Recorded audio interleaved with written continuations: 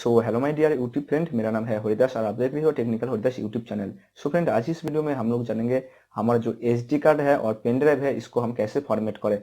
So friend, मैंने आपको आज दो ट्रिक्स दूंगा जिसके थ्रू किसी भी पेन ड्राइव हो, किसी भी एसडी कार्ड हो, उसको आप फॉर्मेट कर पाओगे। बहुत बार क्या होता है, आपका पेन ड्राइव, आपका एसडी कार्ड फॉर्मेट नहीं होता है, unable to format your pen drive SD card ऐसा लिख के आ जाता है। तो हमें इसको कैसे सॉल्व करें, इसी टॉपिक पे आज बात होने वाला है। सो फ्रेंड, वीडियो को जोड़े एंड तक देखना, तभी आपको समझ में आएगा एसडी कार्ड हो और पेन ड्राइव हो, जो कोई भी मेमोरी हो, उसको हम कैसे फॉर्मेट करें और फॉर्मेट करने का सही तरीका क्या है। सो फ्रेंड, वीडियो को आगे बढ़ने से पहले हमारा एक छोटी सी वीडियो को अच्छा लगे तो लाइक कमेंट शेयर नहीं कर दो, हमारे सब्सक्राइब कर दो, बेल आइकन को भी प्रेस कर दो, बेल आइकन को भी नई वीडियो सबसे पहले देखने के लिए वीडियो सबसे पहले देखने ऑलरेडी सब्सक्राइब करके रखा उसको दिया धन्यवाद। सो फ्रेंड, अभी मैंने मेरा कंप्यूटर स्क्रीन में आ गया और इधर से मैंने माई कंप्यूटर को ओपन किया और इधर से मेरा एक पेन ड्राइव के साथ मेरा जो कंप्यूटर है उसको कनेक्ट किया। ओके, कनेक्ट करने के बाद आप लोग देखो इधर ऑटोमेटिकली आ गया इसको फॉर्मेट करने के लिए। मैंने इसका ऊपर क्लिक किया फॉर्मेट डिस्क के ऊपर और उसका बाद एक ऐसा पेज ओपन हो गया। मैंने इधर से इसको ऐसा छोड़ के इधर से स्टार्ट पर क्लिक कर दिया और इधर से ओके पर क्लिक कर दिया। ओके, इधर देखो क्या है, Windows was unable to complete the format. Okay, ये क्या आपका जो पेन ड्राइव है, मेमोरी कार्ड है, फॉर्मेट नहीं होना चाहता है तो क्या करना पड़ेगा आपको।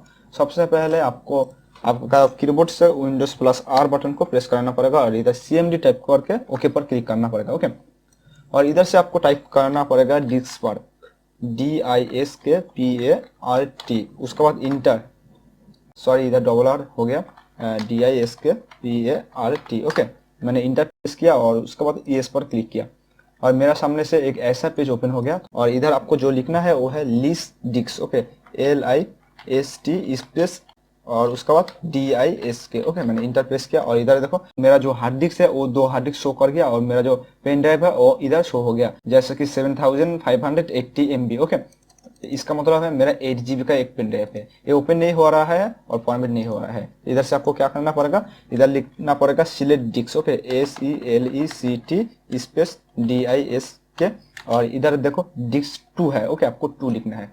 ओके, मैंने 2 लिख के दिया और उसके बाद इंटर प्रेस किया और इधर देखो एक लिखा आ गया disk 2 is now the selected disk. Okay, और इधर आपको जो लिखना है क्लीन। ओके, CLEAN और क्लीन लिखने के बाद आपको इंटर प्रेस करना पड़ेगा। मैंने इंटर प्रेस कर दिया। इधर देखो disk park successful in cleaning the disk. Okay, ऐसे एक आ गया और इसको मैंने कैंसिल कर दिया, इसको भी कैंसिल कर दिया।